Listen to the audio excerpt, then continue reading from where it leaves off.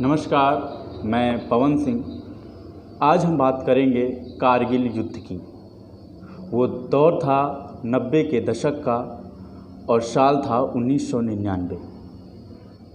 तब भारत के प्रधानमंत्री थे अटल बिहारी वाजपेयी और पाकिस्तान के प्रधानमंत्री थे नवाज शरीफ। तत्कालीन प्रधानमंत्री अटल बिहारी वाजपेयी ये चाहते थे कि भारत तमाम गिले शिकवे को भुलाकर एक दोस्ती की नई इबारत लिखे। इसी सिलसिले में अटल बिहारी वाजपेयी अमन और चैन की बस लेकर लाहौर रवाना हुए। उधर भारत के प्रधानमंत्री अटल बिहारी वाजपेयी दोस्ती की नई इबारत लिख रहे थे। उसी समय पाकिस्तान और वहाँ की सरकार और सेना भारत के खिलाफ षड्यंत्र कर रही थी। इधर भारत दोस्ती का हाथ बढ़ा रहा था और उधर पाकिस्तान पीठ में छुरा घोंपने की साजिश रच रहा था। पाकिस्तान की फ़ौज ने हमारे कारगिल क्षेत्र में कब्जा कर लिया था। इसकी जानकारी जब भारतीय सेना को हुई तो भारतीय सेना ने हमेशा की तरह पाकिस्तानी फ़ौज को करारा जवाब दिया। लेकिन एक विचित्र स्थिति थी, क्योंकि जो दुश्मन था वो करीब 18,000 फुट की ऊंचाई पर आकर बैठ चुका था। और जब दुश्मन ऊंचाई पर होता है तो फिर युद्ध में काफ़ी मशक्क़त करनी पड़ती है, काफ़ी मुश्किलें आती हैं, क्योंकि दुश्मन आपकी हर गतिविधि पर नज़र रखे हुए होता है और आप दुश्मन को नहीं देख पाते, जबकि दुश्मन आपको देख रहा होता है। इसी सिलसिले में हमारे काफ़ी जवानों की हमें क्षति भी उठानी पड़ी। लेकिन जब वायुसेना को भी इस युद्ध में शामिल किया गया तो वायुसेना ने आकाश से बम बरसाने जब शुरू किए तब पाकिस्तान की फ़ौज पूरी तरह से परास्त हो गई। कारगिल एक ऐसा क्षेत्र है जो कि आबादी के नाम पर वहाँ पर ना के बराबर लोग रहते हैं। 6 महीने पूरी तरह बर्फ़ से ढका रहता है ये क्षेत्र और केवल 6 महीने ही यहाँ पर आवागमन संभव होता है। इतना जटिल क्षेत्र होने के बावजूद भी सामरिक लिहाज से कारगिल हमारे लिए बहुत ही आवश्यक क्षेत्र है।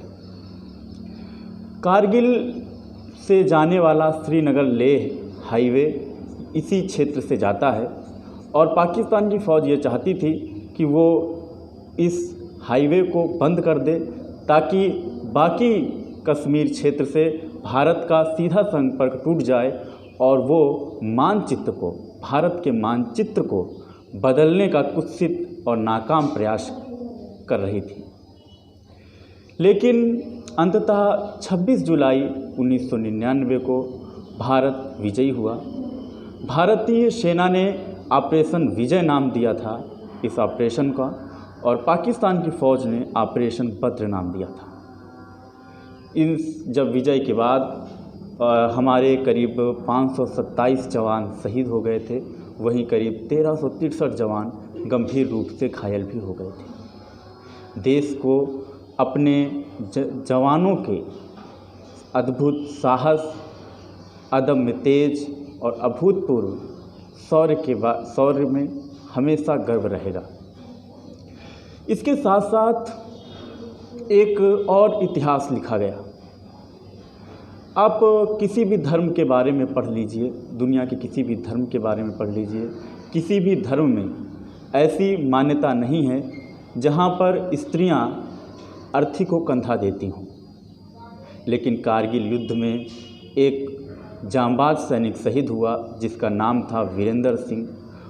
उनकी शादी के कुछ ही दिन हुए थे जब उनका पार्थिव शरीर उनके गांव लाया गया तो उनकी पत्नी ने घर वालों की मर्ज़ी के ख़िलाफ़, समाज की मर्ज़ी के ख़िलाफ़, यहाँ तक कि सेना की मर्ज़ी के ख़िलाफ़ जाकर शादी वाले दिन के कपड़े पहने और घर से लेकर शमशान घाट तक अपने पति की अर्थी को कंधा दिया।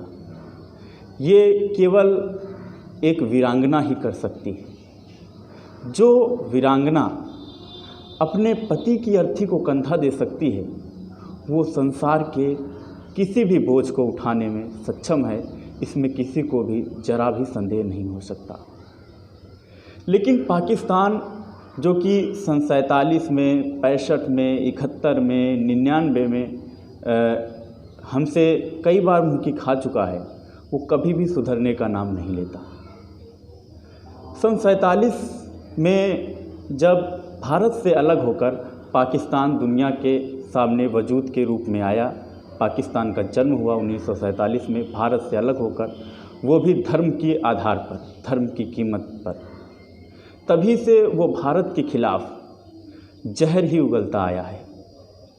पाकिस्तान कभी न सुधरने वाला देश बन चुका है और आतंकवाद का अड्डा बन चुका है। पाकिस्तान को चाहिए तो ये था कि भारत से अलग होने के बावजूद भी भारत से अच्छे संबंध रखता, दोनों देश उन्नति के रास्ते पर आगे बढ़ते, लेकिन पाकिस्तान को ये गंवारा नहीं।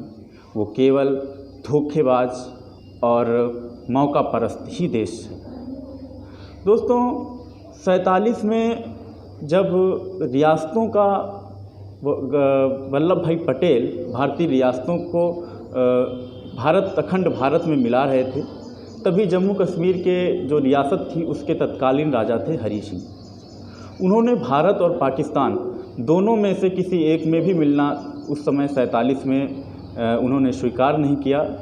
उन्होंने कहा कि हम चाहते हैं कि जम्मू कश्मीर एक अलग राष्ट्र, एक स्वतंत्र राष्ट्र बने। लेकिन जब पाकिस्तान की फ़ौज ने कबीलियों के भेष में जम्मू कश्मीर पर धावा बोल दिया, तब वहाँ के तत्कालीन राजा हरी सिंह ने भारत सरकार से मदद मांगी। उस वक्त गृह मंत्री वल्लभ भाई पटेल ने कहा कि भारत की सेनाएं तो भारत की सीमाओं की रक्षा करने के लिए प्रतिबद्ध हैं। चूँकि जम्मू कश्मीर हमारा क्षेत्र नहीं है, आपने हमको स्वीकार नहीं किया, भारत में आपने अपनी रियासत का विलय नहीं किया, तो हमारी सेनाएं आपकी सीमाओं की रक्षा क्यों करें। लेकिन हरी सिंह मसले की नज़ाकत को बेहतर समझते थे। उन्होंने भारत में अपनी जम्मू कश्मीर की रियासत के विलय के हस्ताक्षर कर दिए। भारतीय सेना ने पाकिस्तानी फ़ौज को 47 में ही बुरी तरह परास्त कर पीछे ढकेल दिया था। लेकिन इन सब के बावजूद जम्मू कश्मीर पर पाकिस्तान लगातार दावा करता रहा।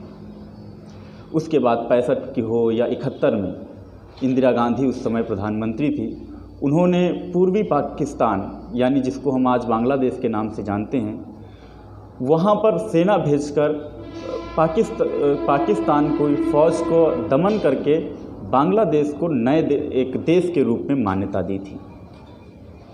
पाकिस्तान इसके बाद 2 जुलाई 1972 को हिमाचल प्रदेश के शिमला में एक समझौता हुआ पाकिस्तान और भारत के बीच में, जिसे शिमला समझौता का नाम दिया गया। इसमें बहुत सारी चीज़ें तय की गई, लेकिन जो सबसे महत्वपूर्ण चीज़ तय की गई कि भारत और पाकिस्तान अपने आपसी जो मसले हैं वो दोनों आपस में ही सुलझाएंगे, यानी कि किसी तीसरे मध्यस्थ की भूमिका दोनों देश स्वीकार नहीं करेंगे। कोई भी मसला हो उसे भारत और पाकिस्तान ही आपस में मिल बैठकर हल करेंगे। तीसरे किसी चौधरी की आवश्यकता हमारे दोनों देशों के बीच के मसले पर उनकी भूमिका को स्वीकार नहीं किया जाएगा। भारत इसी समझौते पर लगातार कायम है, लेकिन पाकिस्तान है कि सुधरने का नाम नहीं लेता।